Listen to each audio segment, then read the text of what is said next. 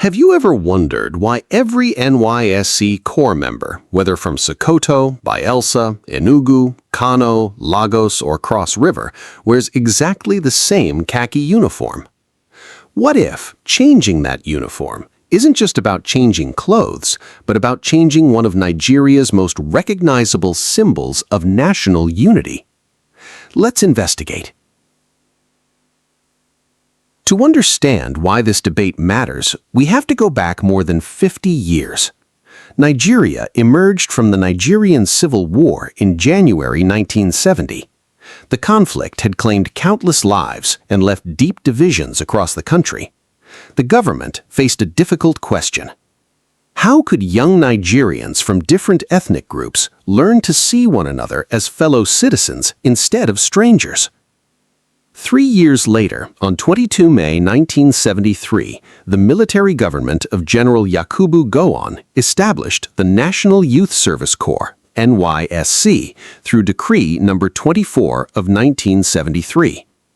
The objective was clearly stated: to promote national unity, encourage integration, and rebuild trust among Nigeria's diverse peoples.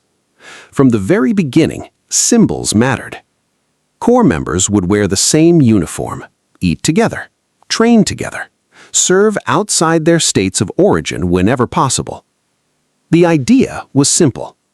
When everyone looks the same, tribal identity becomes less important than national identity. That is why the khaki uniform became much more than work clothes. It became one of Nigeria's strongest national symbols.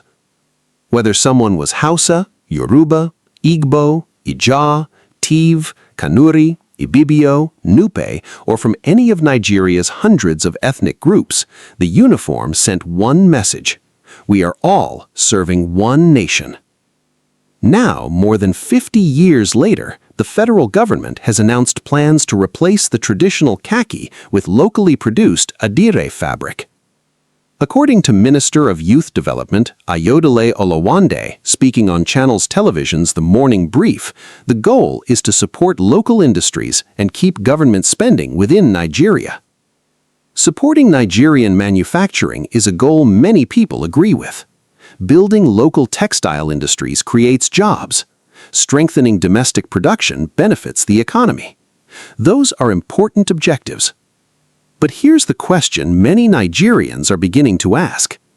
Should one national symbol be replaced with another that many people strongly associate with just one part of the country?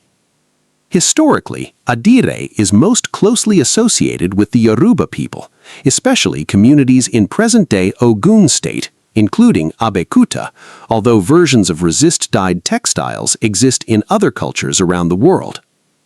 For generations, Adire has been celebrated as an important expression of Yoruba creativity, craftsmanship, and cultural identity. That history deserves recognition and respect. But does a cultural symbol closely identified with one ethnic group naturally become the best choice for a uniform designed to represent every Nigerian equally? Imagine if the national uniform were changed to attire strongly identified with another ethnic tradition.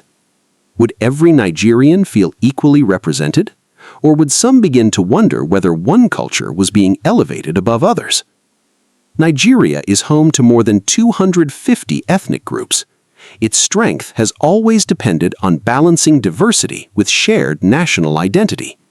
That balance is delicate. History reminds us that even well-intentioned government decisions can create unexpected divisions when national symbols are involved. This is not an argument against Yoruba culture, far from it. Yoruba history, language, art, architecture, literature, music, and Adire itself are valuable parts of Nigeria's heritage. Just as the Akwete cloth of the Igbo, Asho Oke of the Yoruba, Ukara cloth of the Efik and Ijagram tradition, George wrappers of the Niger Delta, and many other indigenous textiles deserve celebration. Nigeria's diversity is one of its greatest strengths. The question is whether one regional cultural identity should replace a symbol that was intentionally designed to belong to everyone equally. Perhaps there is another path. Instead of replacing the khaki, why not produce the existing NYSC uniform entirely within Nigerian textile factories? That would still support local manufacturing. It would still create jobs. It would still reduce imports. And it would preserve one of the country's most enduring symbols of national service. Or perhaps Nigeria could commission a completely new national textile, one created through contributions from designers and artisans representing every geopolitical zone, rather than adopting a fabric already closely associated with one ethnic tradition. That conversation would better reflect the spirit upon which NYSC was founded. Because symbols matter. Flags matter. National anthems matter. Uniforms matter. They tell citizens who belongs. They communicate equality without saying a word. More than 50 years after NYSC was created, perhaps the greatest lesson is not found in the color of the uniform, but in the idea behind it. That every young Nigerian, regardless of tribe, language, or religion, should stand side by side as equals in service to one nation. What do you think? Should the khaki uniform remain one of Nigeria's enduring national symbols? Should it be replaced with Adire? Or should the government explore a new option that celebrates every region equally while still supporting Nigerian industries? Share your thoughts in the comments. If you enjoy thoughtful historical discussions that explore the stories behind today's headlines, share this video with someone who cares about Nigeria's future.